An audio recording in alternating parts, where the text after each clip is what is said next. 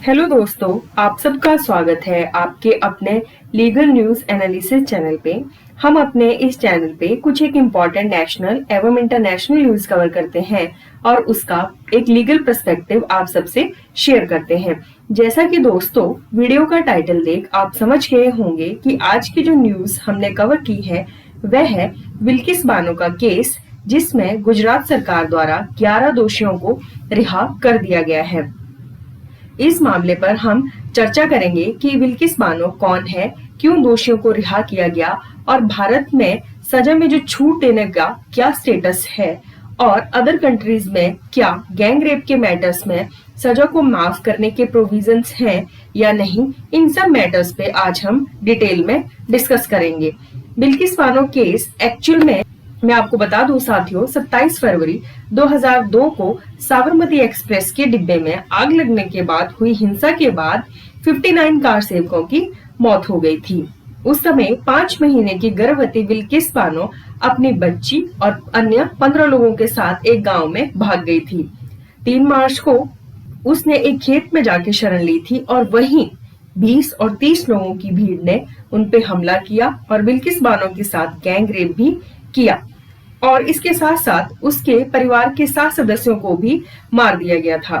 इस घटना पर नाराजगी दिखाते हुए सुप्रीम कोर्ट ने सीबीआई को जांच के आदेश दिए थे और इस मामले में जितने भी आरोपी थे उन्हें 2004 में अरेस्ट कर लिया गया था।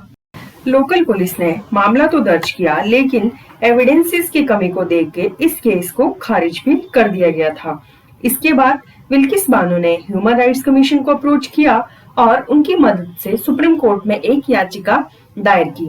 सुप्रीम कोर्ट ने क्लोजर रिपोर्ट को खारिज किया और सीबीआई को नए सिरे से जांच करने के आदेश दिए। सीबीआई ने चार्जशीट में 18 लोगों को दोषी पाया, जिनमें 5 पुलिसकर्मी और 2 डॉक्टर भी शामिल थे, जिन पे आरोपियों की मदद करने एवं एविडेंसेस से छेड़छाड़ करने के आरोप थे। उसके बाद अहमदाबाद में ट्रायल स्टार्ट हुआ, लेकिन बिल्किस बानो ने आशंका जताई कि गवाहों को नुकसान वहां पे पहुंचाया जा सकता है। इसलिए सुप्रीम कोर्ट ने 2004 में मैटर को मुंबई शिफ्ट कर दिया।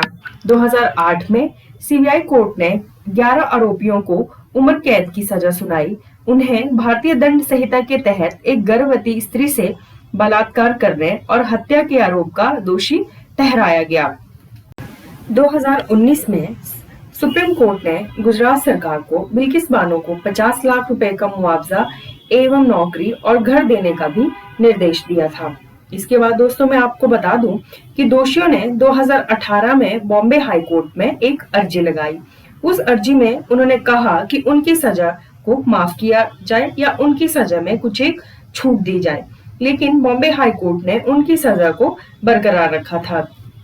इसके बाद दोषियों ने सुप्रीम कोर्ट को अप्रोच किया और दोषियों ने कहा कि उन्हें 1 अप्रैल 2022 तक बिना किसी छूट के 15 साल और 4 महीने जेल में रहते हो गए हैं, इसलिए उनकी सजा को कम किया जाए।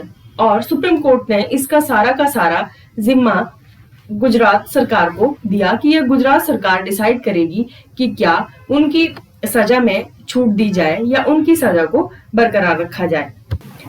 दोस्तों अब मैं आपको बताना चाहूंगी कि इन दोषियों को रिहा गुजरात सरकार की जो रिमिशन पॉलिसी है उसके तहत किया गया है।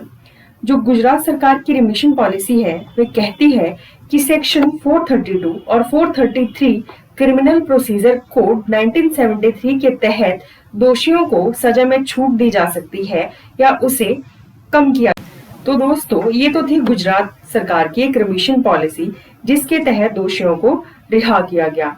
अगर मैं आपके साथ अन्य देशों की बात करूं तो अन्य देशों में गैंग रेप और रेप के मैटर्स में डायरेक्ट डेथ सेंटेंस दी जाती है, जिनमें जो देश हैं वो हैं Bangladesh, Japan, Saudi Arabia, Cuba, even USA की जो फ्लोरिडा में है चाइल्ड रेप और चाइल्ड गैंग रेप में डायरेक्ट डेथ सेंटेंस की पनिशमेंट है। इसके साथ साथ दोस्तों मैं आपके साथ एक डेटा शेयर करना चाहूंगी जिसमें आप देख सकते हैं कि इंडिया में क्राइम अगेंस्ट वीमेन कितनी तेजी से बढ़ रहा है। इंडिया में हर दिन 88 रेप केसेस सामने आते हैं और अगर आप रेप केसेस में कन्विक्शन रेट देखें तो वो केवल 30% ही है। इसके साथ साथ दोस्तों ये था एक पूरा बिल्किस बानो का केस जिसमें दोषियों की रिहाई के बाद काफी लोगों ने इसका विरोध भी किया। आपकी इस बारे में क्या राय है, प्लीज कमेंट करके बताइएगा। ये था दोस्तों आज की वीडियो। अगर आपको वीडियो अच्छी लगी हो तो please like, share and subscribe my channel. Thank you दोस्तों।